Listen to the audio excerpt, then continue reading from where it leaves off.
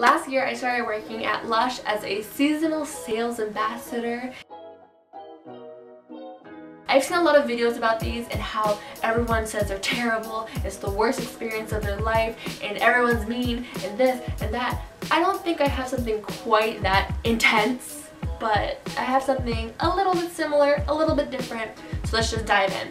First of all, I'm going to talk about the interview. So the interview was pretty weird for someone who's had one prior interview at another job that I quit to go to LUSH. When I went to hand in my resume, I happened to hand it in to the manager, and she's like, yeah, let's do an interview right now. And I'm like, I have to go to my other job in 30 minutes, but I didn't say anything. I'm like, okay, sure. I thought it was going to be a sit-down interview to talk about why you like LUSH and what you want to do here and how you can contribute and all this kind of stuff. No, it was not that at all. I was so like shook when I found out it wasn't like that at all. So she just says, okay, find one of the massage bars, which is kind of the lotion bars that you rub together and it kind of just like lathers your hands up. And try and sell it to me, memorize 3 of its ingredients, and then come back to me and we can do that. I picked the strawberry thing.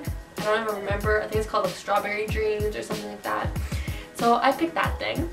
And I went through everything. I kind of messed up. It was really weird touching her hand and like doing that because it was the first time I've ever met her or ever done anything like this. It was super, super weird if you're not used to it, and very intimidating because I had to BS a bunch of stuff about it. So here I am BSing to the manager who actually knows what she's talking about. And she's like, oh, that's great. Yeah, that's a really good like approach for doing this and all that stuff. And she hired me on the spot without even going through my resume.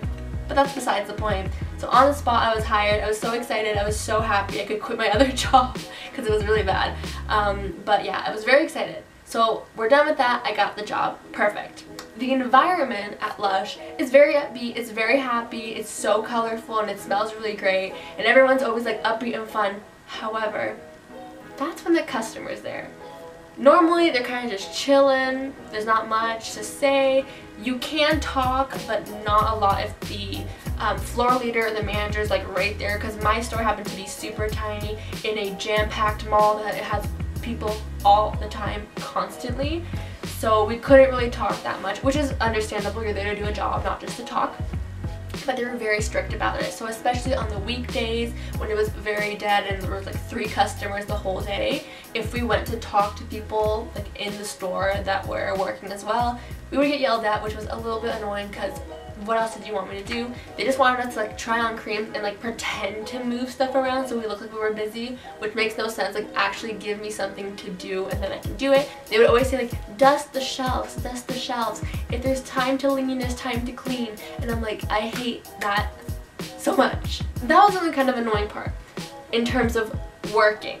The other super annoying part was how pushy they wanted us to be towards the customers.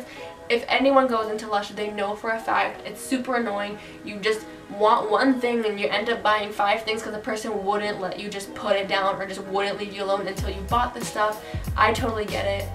I get it. It's annoying, and I hated doing it as a sales ambassador, the fancy name. But that's what they wanted us to do because the store was so tiny and the sales, the floor leader actually was right there all the time. We couldn't just not do it. We had to like amp it up even more, which is actually very tiring to pretend to be interested in something you don't care about at all, or to like make everything seem so fun and so interesting. It's very tiring to do. Just as annoying as it is for you as a customer to come in, that's how annoying it is for us as a sales employee to like ramp everything up all the time constantly. So that was the major thing. We had to ask about their day, we had to ask about what coffee they were drinking, we had to ask about what they were going to do after, we had to ask about why they came into the store. We couldn't ask if they needed help or not because that's a yes or no question, and they wanted open answered questions. So it was a lot to handle. That was super annoying. Before my shift though, we had a couple of hours, aka literally like 15 hours of training. I think it was for 3 Sundays in a row, and we had to be there at like 7 a.m. and we would leave at 5 or 3 or something like that. And it was us just taking notes. Like, I had pages of notes about essential oils and this oil and like that vitamin, and this bath bomb has this, and the coloring, and what's vegan and what's gluten-free, and like all this weird information that it did actually really help. I can't lie, it helped a lot, but I think honestly it was just too much because I was a high school student then. Exams and midterms were coming up, so that was obviously more important than reading through my LUSH manual. It was a lot, it was really weird, but that's fine. It's great. Not that big of an issue if you just kind of sat down and learned everything. Yeah, so other than that, like I said before, because I was in a mall and the store was super tiny, it was super hectic, especially on the weekends, and there were so many people just browsing. Some people were buying, some people were just like there. It was a lot of work. It was super annoying. It was just too much, and the music was always really loud, and there was just like so much going on at the same time, and we had to constantly be rotating and rotating. So their system is, they have traffic light systems, what they call it. So there's someone on green light that's right there at the door to greet the customer. Then that green light does their interactions, gets the person to buy something or whatever, and then when they're done that and they take the person to cash, then they go to red light, and then red light is just kind of chilling until yellow light becomes green light, and then red light becomes yellow, and then it's the constant kind of flow. So there's someone always there to greet the customer, always. So that was just kind of the annoying thing about it. That was, I think, the worst part about working there, was being pressured to talk to the customer so much and like making the sale. The sales were so important. They would actually make you set a goal for yourself. So 10 boxes, 15 boxes, 20 boxes. I think mine were usually around 20 to 25, which I mean, for sometimes I would make it. It really just depends on how many people are coming to the store and stuff like that. But if you didn't make it, they would really make you feel bad. Sometimes it's really hard to sell boxes that have like 4 bath bombs in, and they're like 50 bucks. Like, that's a lot of money, and not everyone wants to buy all that stuff. Other than that, I had a really good experience with the customers. There was one customer that was very rude. He was a 45 to 50-year-old man. He was clearly looking for a gift for like a daughter or a niece or something like that. And he had no idea where he was going, which, I mean, if you're not into this, you have no idea what's happening.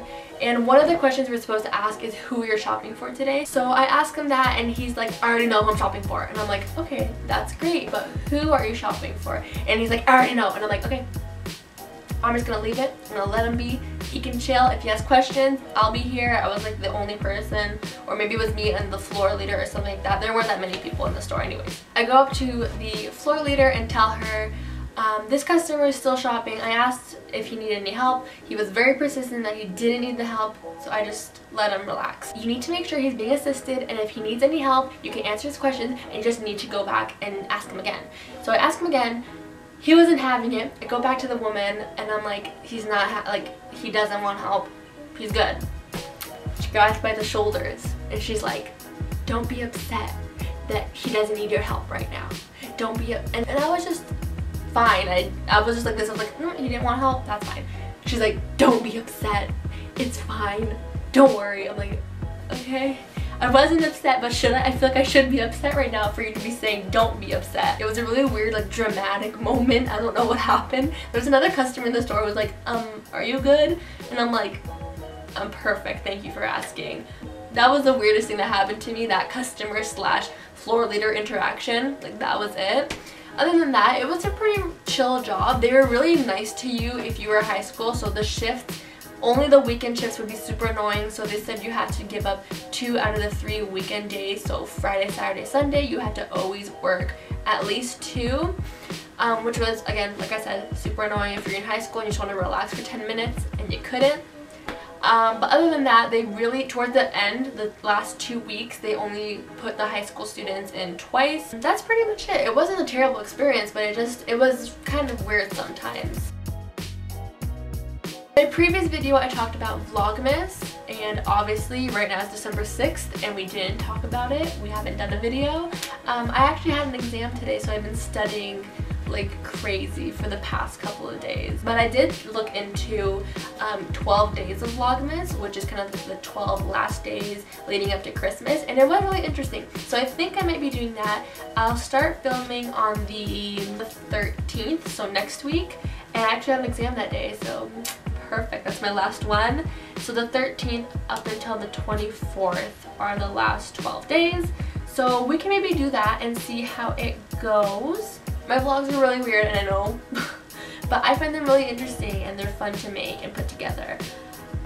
So that's pretty much for today's video. I hope you guys liked it. Don't forget to check out my previous vlog, and I'll see you in the next one. Bye!